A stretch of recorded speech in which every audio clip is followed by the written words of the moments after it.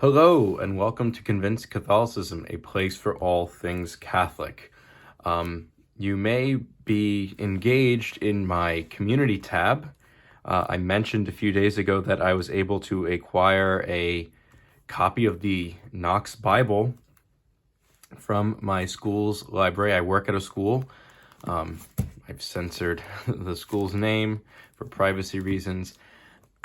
And this is probably not the edition you expected, but it's a Knox Bible nonetheless, right? Obviously, the major edition that is out in circulation right now is by Baronius Press, and I do still plan on buying the Baronius Press version and doing a review on that particularly, but so this is not a review on this particular edition, especially since this is a rather old edition.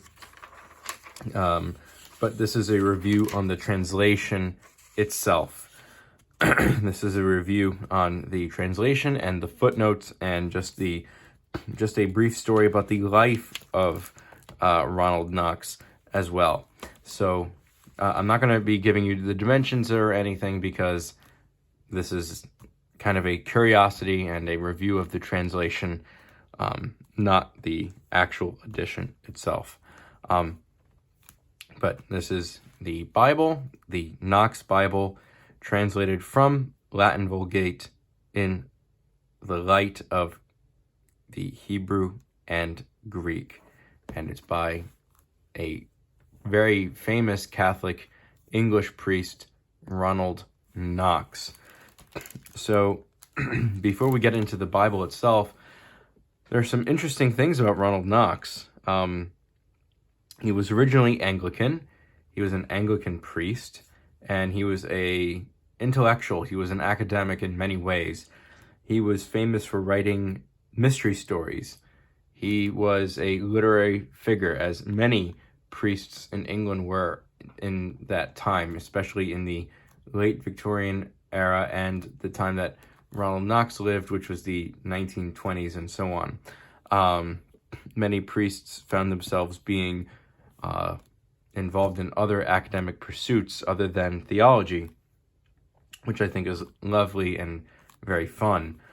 He was a fan of Chesterton, and it was because he read Chesterton's works that he decided to convert to Catholicism. Funny enough, it's before Chesterton actually converted himself, and so it's actually Knox that converted Chesterton and vice versa. So you could say that they converted each other to the faith, which is a really beautiful thing. And through God's will, they're in heaven and they are enjoying the presence of God together. So Ronald Knox was a wonderful, wonderful priest and scholar alike. We can just read the inside jacket here. Not since St. Jerome has any Catholic attempted to translate the whole Bible by himself. Here is the fruit of Monsignor Knox's colossal labors, the first single volume to contain the whole Bible translated into modern English in a Catholic version. The volume serves as a kind of monument to practicality, to a practically unique achievement, Reviewers of all denominations have been unanimous in praise of the quality of Monsignor Knox's work. Its various virtues have been summed up by English critics. Indeed, it is the style of Monsignor Knox's version that is without question its outstanding merit, says the Times Literary Supplement. Monsignor Knox encourages us to look for a meaning, adds the Spectator. No other translation is so invariably intelligent, says London Tablet, while the Church of England newspaper commends it for its scholarship. The work of a scholar with deep human sympathies and a profound experience. The Anglican Bishop of London, writing in the London Sunday Times, summarized the conclusion of the other reviewers when he said, "I know no modern translation of the Bible that is as good as this." And I think that very much sums up the style of this Bible. This is something that can be read very casually. by someone who's used to reading in, I guess you could say, for lack of a better term, a nonfiction world, or a fiction world and a nonfiction world. So if you're used to reading novels, this is a very good translation for you. But if you want something also that's very academic, this is also very good for you. It somehow crosses both worlds. Someone who is very well learned, who has advanced degrees, will find that this translation is very good. Someone who just likes to sit in an armchair and read novels will also find this translation very good. And I will say that the footnotes are also a hybrid. You kind of see that there are two types of footnotes. There are footnotes that cross-reference the Bible. So maybe there's a miracle that happens in Matthew's gospel that is the same or similar to that in, say, Luke's, right? There are some synoptic gospels, and it will refer you back to those. There are also situations in which there is a bit of academic and theological analysis to it. So I will go ahead and show you all kinds of examples. I have examples from Genesis, Psalms, Luke, and John that will show you what this Bible is about and how it reads. And again, I preface, once again, it's not a review of this particular edition, but of the translation and footnotes by Ronald Knox. So let's get started. I feel weird having done this because it defaces a book, but it's for my own personal privacy. I will say that at least this book was well worn and well loved at the school I work at. The Holy Bible, a translation, etc., authorized by the hierarchy of England and Wales and the hierarchy of Scotland. And we can see that it was published here in America. The copyright goes to 1944, 1948, 1950. So this is probably from 1954, which makes sense because my school has been around for over 100 years. A nice, convenient table of content, which shows all the books of the Old Testament, the New Testament, and of course it has maps and an appendix. So let's go and take a look at some of these. So it also has an appendix 1, the pronunciation of the more difficult names in the New Testament, very nice. And the epistles and gospels for Sundays and the principal holy days. This is great. This is something that you can bring to Mass, and this is something that applies to all Knox Bibles. So let's go ahead and take a look at Genesis 1, because this is a very common passage. And I'll read it to you here, and you can read along. God, at the beginning of time, created heaven and earth. Earth was still an empty waste, and darkness hung over the deep. But already, over its waters, stirred the breath of God. Then God said, "Let there be light." And the light began. God saw the light and found it good. And he divided the spheres of light and darkness. The light he called day, and the darkness night. So evening came, morning, and one day passed. So we can see that the text is very, not literal per se, but it reads as if it's a book. And it's very, very nice. We can also see at the bottom here, there's a footnote. And this one's a bit more academic. The Latin version, like the Septuagint Greek, represents the birds like fishes, as having been produced from the sea. The Hebrew text has, "and let winged things fly," instead of, "and winged things that fly." So he takes very seriously the original translation and makes it as readable in the modern language as possible. You'll see that there's very few these and thous in this book. Very few. Although it is placed there when considered, I guess you could say, important. Let's take a look at the Psalms now. The Lord is my shepherd. How can I lack anything? He gives me a resting place where there is green pasture, leads me out to cool waters, brink, refreshed and content. As in honor pledged by sure paths he leads me. Dark be the valley about my path, hurt I fear none, while he is with me. Thy rod, thy crook are my comfort. So a little bit more poetic in the Psalms, as one of the viewers had pointed out. We can go to another very common psalm, Psalm 50.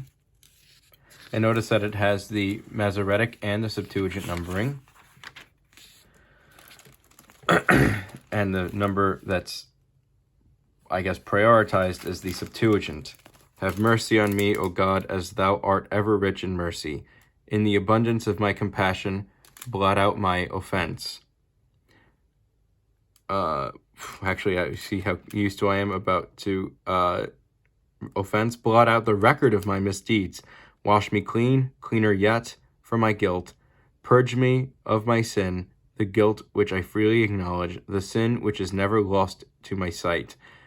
Thee only my sins have offended. It is thee will I have disobeyed, so on and so forth. So you can see that the Psalms are a little bit more poetic. And then there's also something here that goes on with some other Psalms here. Let me try and find it.